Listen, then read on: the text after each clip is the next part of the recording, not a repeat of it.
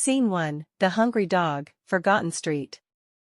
A thin, starving dog sniffed the cracked pavement of an abandoned city street. Her ribs were visible through her dusty coat, and her eyes carried the weight of days without food. Broken cars lined the road like skeletons of a forgotten past. The buildings stood silent, their windows shattered, their bricks worn and tired. The dog moved slowly, nose to the ground, searching for a scrap of hope, a smell, a crumb, anything. The wind whispered through the alley, carrying the scent of rust, decay, and emptiness. She paused in the middle of the street. Nothing. Just silence, and hunger.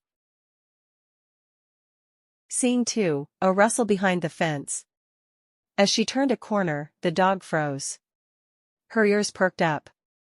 There, a rustling sound behind a tall, rusted metal fence. Her body tensed. Was it danger? Or food? She stepped closer, her paws silent against the concrete. The sound came again, a soft thump, followed by a faint squeak. Her nose twitched. Something was moving behind the fence. She stood still, staring through the gaps. A trash bag shifted. Then, a rat darted out and disappeared down a hole. The dog sniffed the base of the fence desperately, scratching the ground. A small bone, half buried in dirt, poked out. She pulled it free and began chewing, eyes closing in brief relief. For a moment, the world faded. There was only the taste of survival. Scene 3, The cold night falls. Darkness crept in fast. The wind grew colder, brushing through the empty streets like a ghost. The dog curled up beside a broken mailbox, her body shivering against the cold concrete. A distant howl echoed through the night, another stray, maybe. But she didn't lift her head. Her eyes were heavy, her limbs weak. Street lights flickered overhead, casting a pale orange glow over the ruins. Nearby, a cardboard box rattled slightly in the breeze.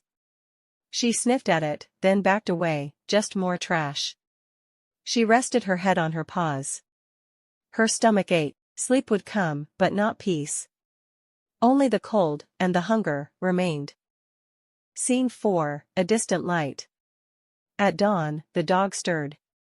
Her bones ached from the cold, but her eyes opened to a faint orange glow rising at the end of the street. She stood slowly, wobbling, and sniffed the air. A different scent. Not trash. Not rot.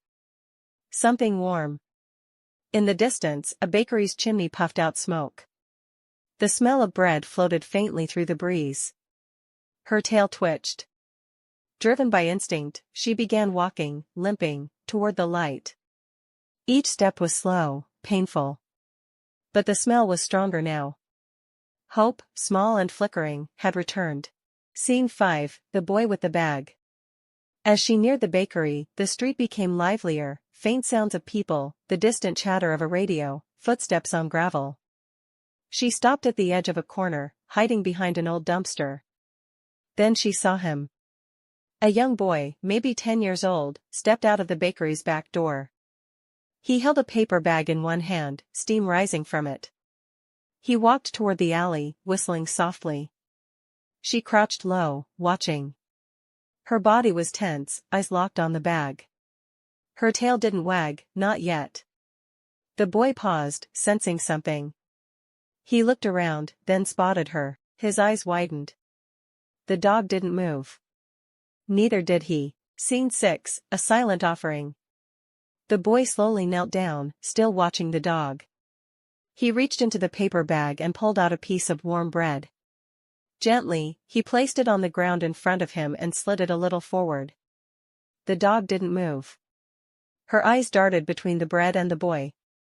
Her body shook, from hunger or fear, she didn't know. The boy didn't speak. He just waited. After a long pause, the dog crept forward, one trembling step at a time. Her nose twitched. Her eyes never left his. She reached the bread, and took it. For the first time in days, she tasted kindness.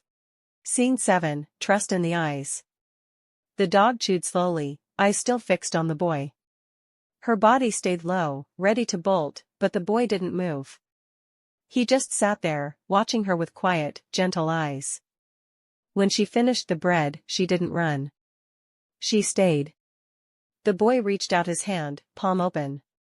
She flinched, but didn't back away. His fingers were still. Patient. After a long, trembling moment, she stepped forward and sniffed his hand. It smelled like flour and safety. Her tail gave a tiny wag. Just once. But it was enough. Scene 8, a new companion.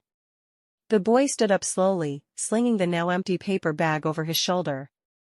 He looked down at the dog, who was still watching him, ears perked slightly. He took a step away.